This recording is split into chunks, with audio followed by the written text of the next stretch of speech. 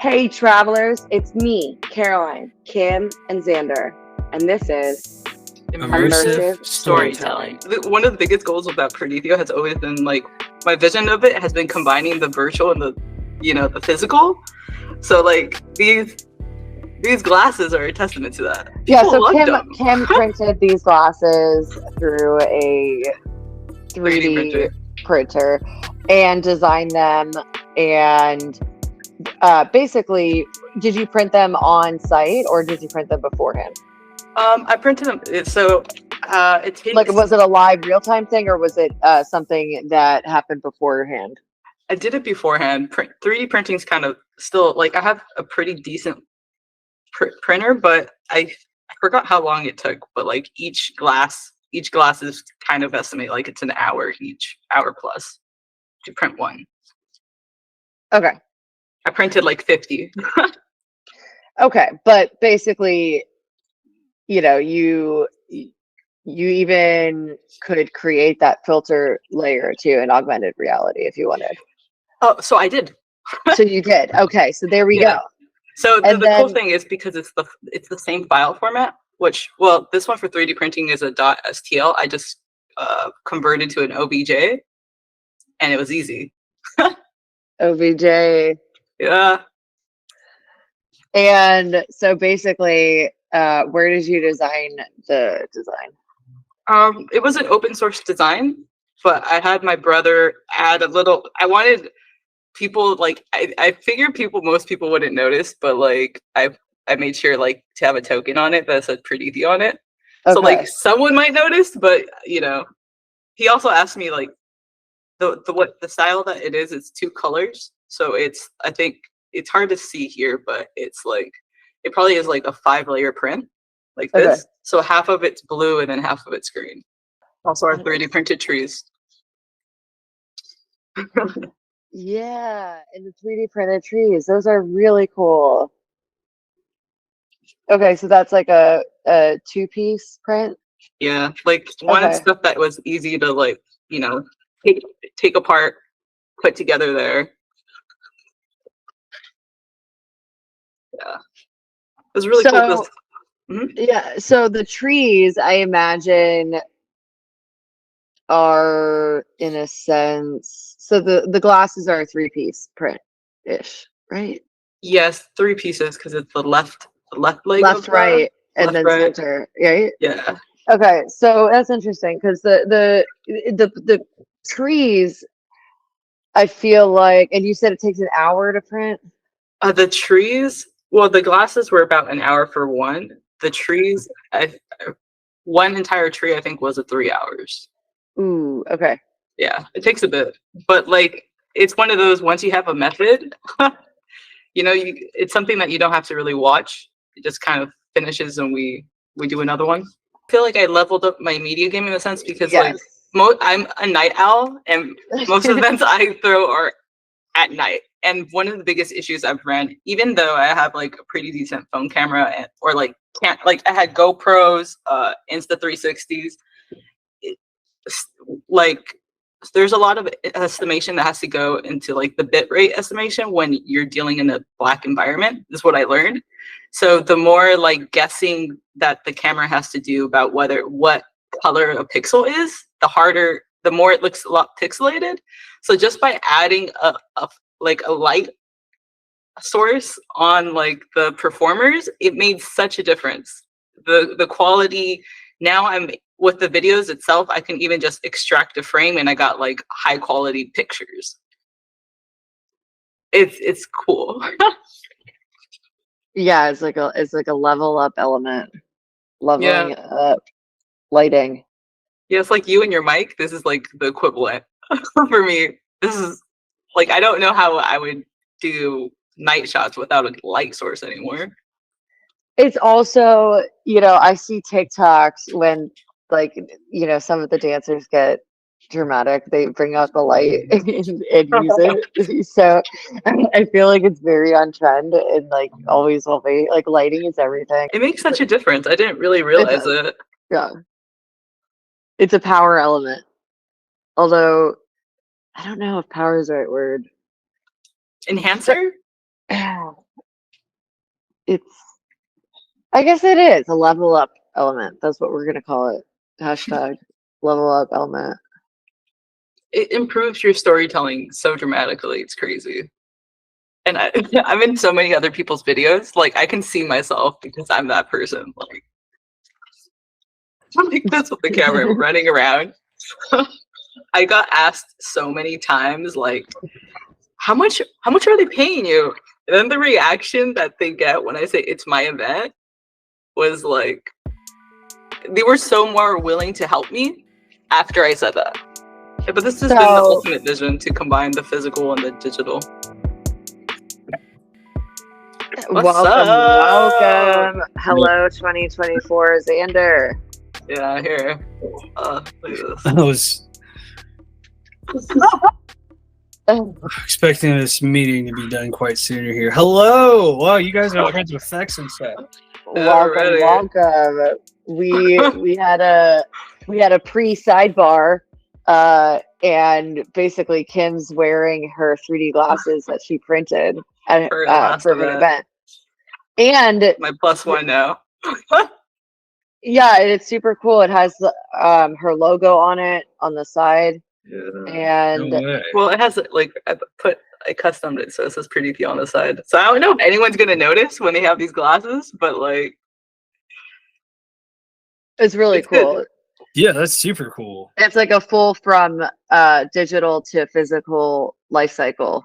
Yeah. And then like people saw them first as an IG filter, and then they showed up at the event, and I passed them out. And then she also was showcasing that her lighting leveled up. Yes. This last event.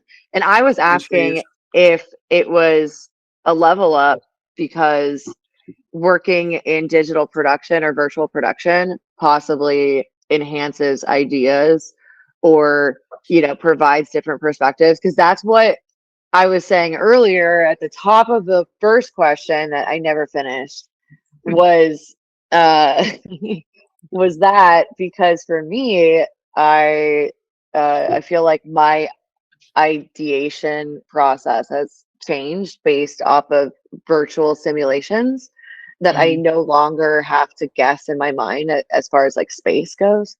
Because I've had like over the last 3 years working in a virtual production environment and exploring and creating in a virtual space and using elements such as lighting and sound and space and design and materials too. Materials I found was one of the most important elements to everything. So it's just really cool to see that, that the lighting in your event also leveled up, as well as like you went through this whole process, which I imagine is pretty in depth to get those 3D glasses printed and all that. So lighting is important. I have like bags of tea lights here. Just anything that I guess brings out the artist. It really helps when people take like, videos because it's not so dark. And I could even tell by just adding more light, the confidence of our artists actually like increased too. Like everyone was super more willing to like engage with the camera, and everyone was like, "Hey!" It's great footage. Welcome to episode number 4. Woo. Is all about social good. We need to dedicate at least a couple episodes about social good, so this won't be the only time we talk about it, but this one we just want to shout out to that because social good is very critical and important as always, as it ever has been, but also especially today. We will be providing examples of storytelling for social good that we found to be powerful in our own way. In this process, I started by asking ChatGPT what are some good examples of immersive storytelling for social good. Awesome. And this what's was ChatGPT? ChatGPT is an open AI resource that we can use to gather more information based off of questions you ask it and based off of what it knows. Awesome. Well done. And I'm happy to be around, probably because things like ChatGPT, because if not, no one would remember the dinosaurs exist.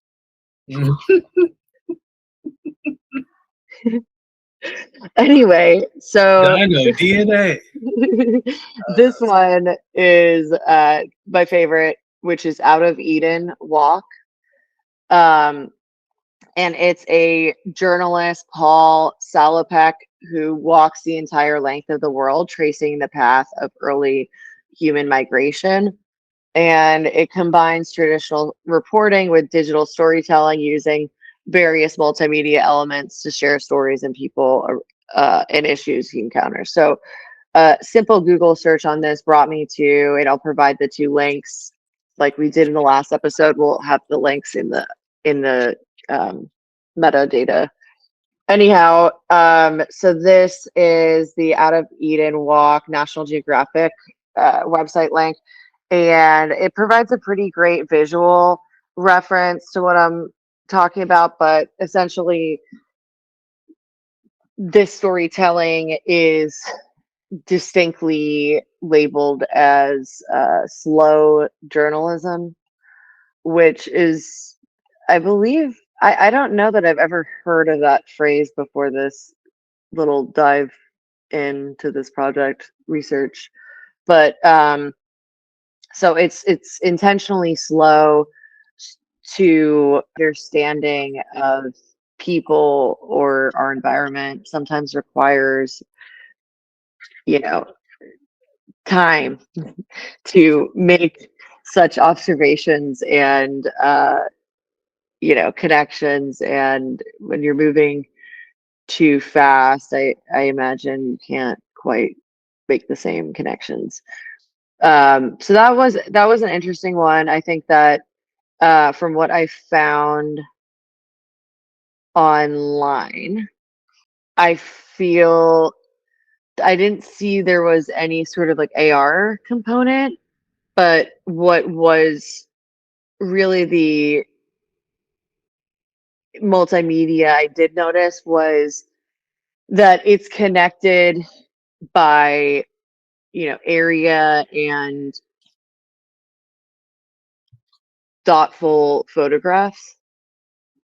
Perhaps there's more that I can uncover about this project, but I do think the immersive component also could be that it is one connected road, technically, because, so yeah, so that's my takeaway. If I could provide like this would be really great to see. It would be probably like a VR experience would be really cool. Like if he was filming all of this, like if he had someone join that, basically their job was only to film VR 360 footage, then I would say I would definitely spend some time in that headset for that. That'd be really cool. So Yeah, I've seen a trend, or not a trend, but like a lot of companies pushing towards approaching, like, I work for People Tech Revolution, and sometimes people come to us with projects that like we might be interested in, and one of the projects has been about the promotion of, I guess, figuring out ways to use storytelling to teach people about their impact of like their carbon footprint. So like it's something that's like they're in an environment, and you can in real time, like with engaging with the environment, you can see how interacting with a certain element will impact the environment. Things like that, they're a bit more eye-opening, because sometimes we don't know how our actions actually affect others. Social good also means providing a safe space. So for my company, Perdithio, we specialize in creating immersive experiences for social good. And I've been doing this for 3.5 years now, and we just threw an event this past weekend, and I got like one of our first testimonials by someone I had like exchanged emails with at our event. I'm going to read it because like it's so humbling to like see that we've built up to this point. And it goes, "Hi Kim, I just wanted to say thank you so much again for the beautiful space you hosted for New Year's weekend. My group of friends went to another space on Sunday night and didn't feel nearly as joyful or comfortable, and we were reflecting on how nice it was to be at your rave. I hope so much success for you in the new year. Blessings and light." And I know it doesn't seem like much, but that it means everything to me, because it means that we've actually accomplished what we were trying to build, which was like a safe space where anyone could come in and feel like they belong. And part of rave culture, there's this term called plural, which stands for peace, love, unity, and respect. And it's kind of, it encompasses that you treat everyone, respectfully, and anyone can feel like they belong. So for me, having gotten that email, like I was so ecstatic about it, because I'm like, we did it, like mission accomplished, without like putting in. It's just that will transcend into like everyone else who comes. Now they'll tell their friends, and it's just going to continue being that space. Community. Yeah, community. That's like the founding community. Yes. And if us dinosaurs had that same level of respect, maybe we'd still be here. No, I'm just kidding. Or no, I don't know. I feel like they had no control over what happened. Burning the dino. I love dinosaurs. I do too. I did take a class. I should know what they were all about. Yeah, Anyway, your ancient civilizations. Was there a dinosaur no. civilization?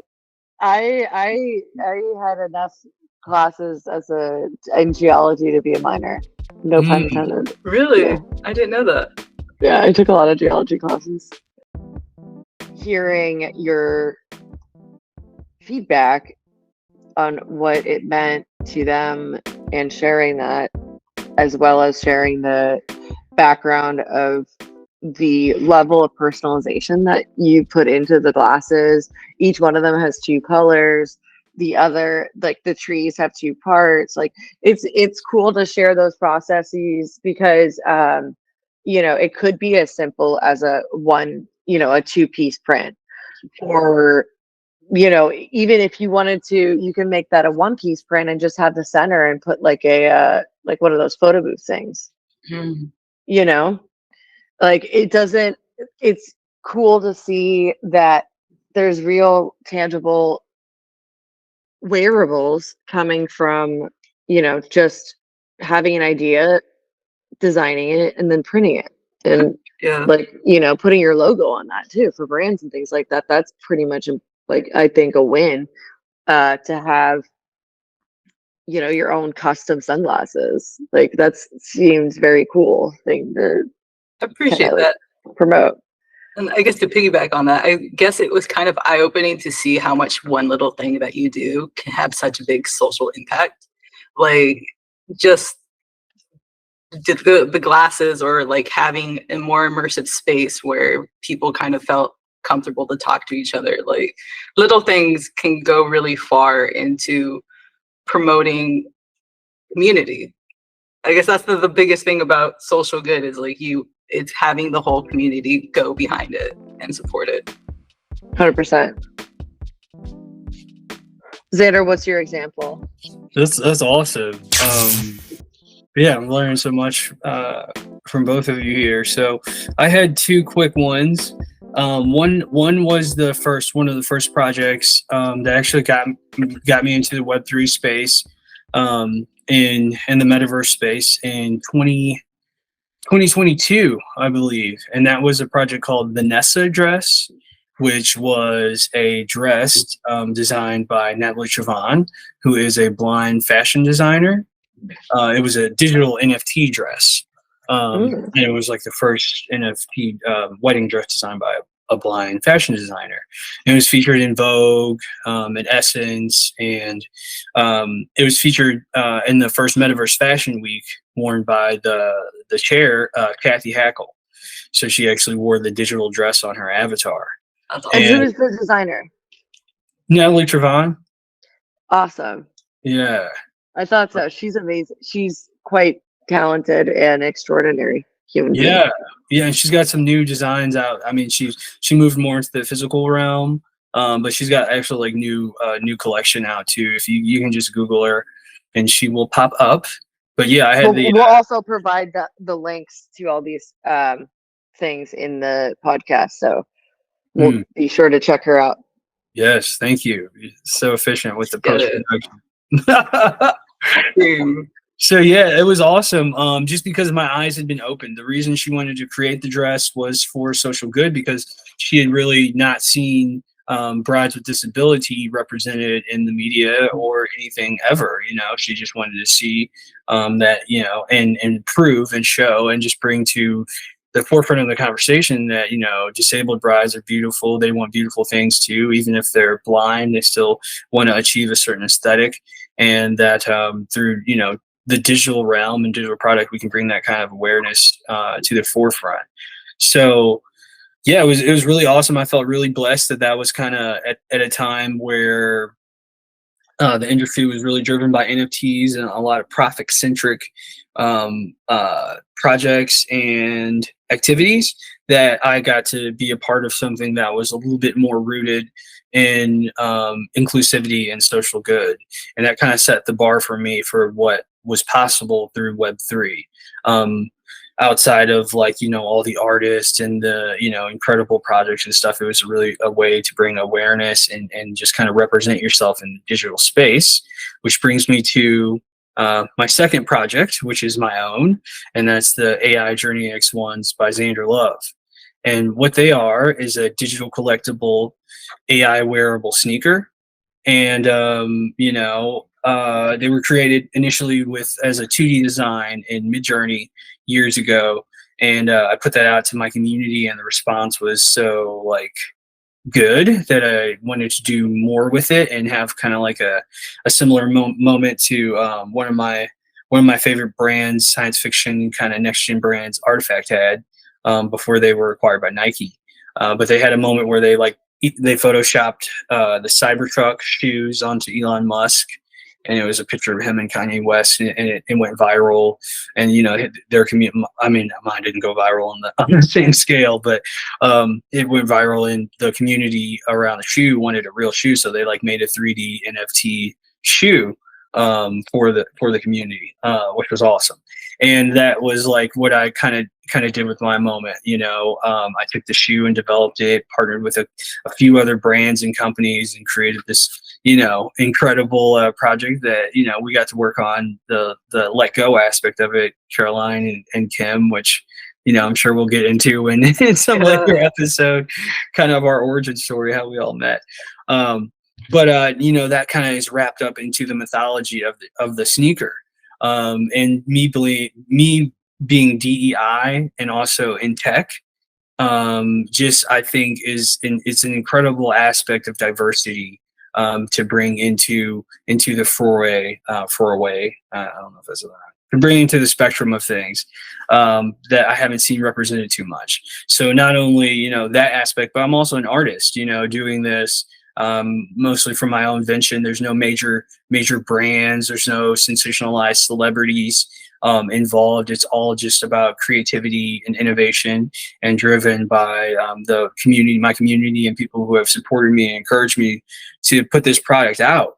So I think it's breaking barriers a lot and setting just a social tone when you can see people that look like you, or just see people that look like different than the type of people that you see all the time doing something, that just lets you know, hey, maybe there's other types of people and other types of ways to achieve the things that I want to achieve, you know.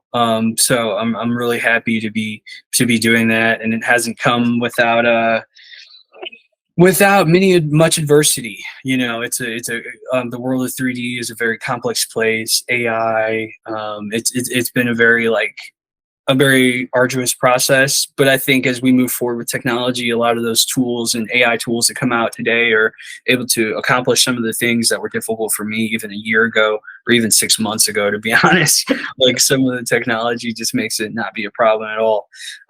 So it's just, yeah, and the project is about human and AI coming together to push the boundaries of reality and expression.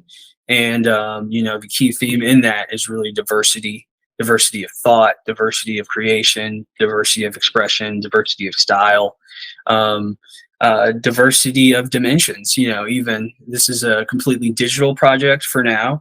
There is like an AR filter, but it's also one of the first AI wearables. So it's a true wearable. You can actually deem them on your avatar and wear them in a virtual world. So everyone who purchases them, and the price also is another thing.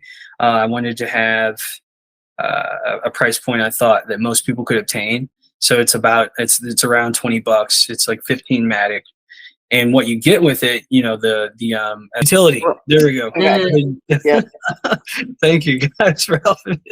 Yeah, the utility that you get with it, I think is really cool, and maybe like we can be included in the show once. Is though every month we do a redeemable NFT, which is like a piece of digital collectible 3D art designed by me or in collaboration with other AI or 3D artists for our holders. And then we have a monthly get together where you can wear the AI Journey X1s and just network with the other people in the community. So that's it. I'm really excited about it. Again, the drop is on Monday, the 8th. Okay. And yeah, and we'll put the link in the episode, so please check that out and help support. And the last thing is, and hopefully maybe in the future I can get some confirmation from like Kim did for this, but this summer I had the opportunity to teach AI to inner city school kids, like underrepresented, underprivileged kids that don't get access to STEAM so much. And just the like look on their faces and how they responded when they saw like my avatar up there with my shoes and stuff was just really rewarding. And they gravitated so naturally to it because a lot of their socialization and a lot of their interactions are just game based. So it's more native to them to understand digital products, digital identity, avatars, and that sort of thing. So that was like a really rewarding like social good. And I'm planning to continue to do that with my education efforts, just show like I mentioned earlier, show the kids what's possible. That we all approach social good in like different ways, but the foundation kind of seems like it's all about really like I do it for the community. So that's the most rewarding piece, is just getting that feedback or just like having one person excited. Like yeah it means so much, even if it's just one, you touched one person, it feels so cool to just like connect with that. Have like it's open doors to like to like meeting such amazing people. Yeah. And these filters really, like, it's not even a filter, it's real, but it really just kind of makes your personality just wow. That's a thing in architecture, in design. They have tons of theories to support that. I feel like that the environment shapes the person, or the building, the materials of the building, the use of space, the use of lighting, natural lighting,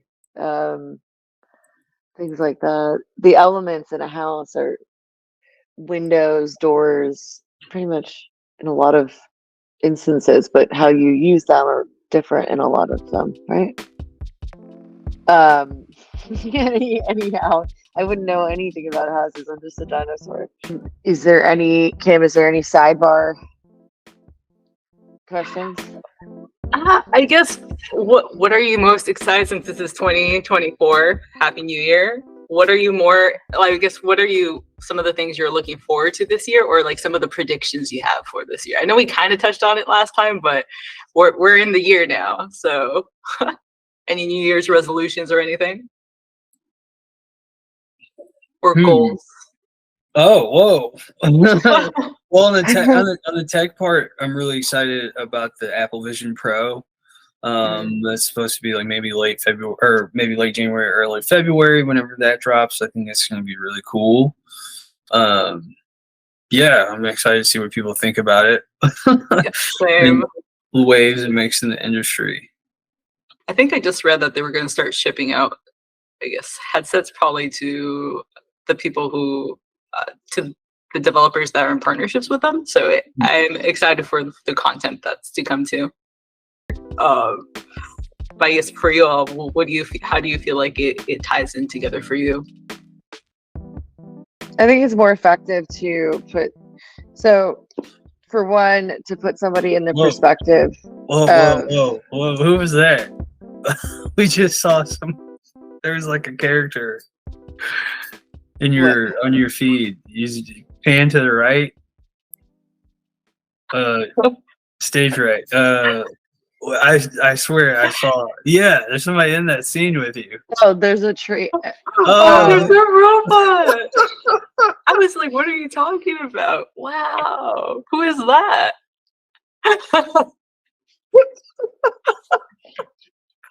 But on that note, I think you all make valid points. Like, I was looking for that. I was looking. I couldn't. That's okay. You know, it's a lot easier to have someone take steps towards doing something that's a lot more for social good if they're entertained, or if like you capture their attention, or ways that you could connect them. Yeah, that's so true. Versus just like telling them, you know, it's a lot easier to tell, like show a story of how what you do impacts the environment, in a hope that you'll make strives to do something that's more beneficial for the environment, versus telling them you should change. Right.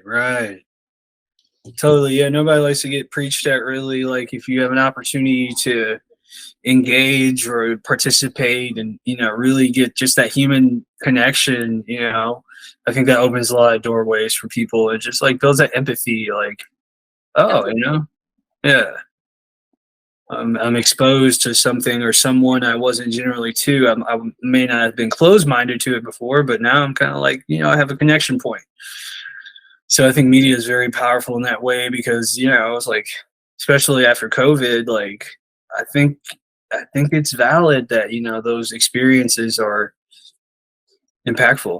You know, like digital experiences or media first experiences can be and drive a lot of behavior and a lot of decision making and a lot of spending, you know, for us in social change, or not. Yeah, great question, Kim. I wanted to ask you, because you have this like incredible superpower, I consider it a superpower, of being a computer programmer, right? Like, so when you say immersive, it might mean something different than you know, it means to me, but like, what does that mean to you, you know, from your background? I guess I was always drawn towards, like, you know, virtual reality, extended reality, because I noticed what it was the ability to transport, I guess, someone somewhere else, or just make them encompass into an environment and feel it. I guess I don't really see the difference in me being a programmer and how it would affect someone else, other than my approach is just, I really believe that if you can imagine it, you can create it. I don't even necessarily feel like I'm the best programmer, because now there's tools that you don't even need to like be an amazing programmer. You have ChatGPT; they can literally help you code and do so much more, that it's really my greatest strength, even as a programmer, has been my creativity. So like my ability to just kind of like make, I guess, put that, it makes it a little bit easier for my ideas to come to life. But I do know that what's also my strength as a programmer is my creativity. Like, it gets to me a lot further, even though I'm not the person who's going to be writing the best code on the team. you know, but I'll be the one that's like, we should do this crazy idea of putting fireworks that explode over there, or like, you know, adding that personalized touch. I feel like that creativity has taken me a lot further than writing lines of code. Yeah, Happy New Year. Absolutely. Great call. Happy New Year. Hey, travelers, it's me, Caroline. Yeah. And Xander. And this is Immersive Storytelling. We'll get there. We'll get there. We'll do it every time. Yeah. Immersive storytelling.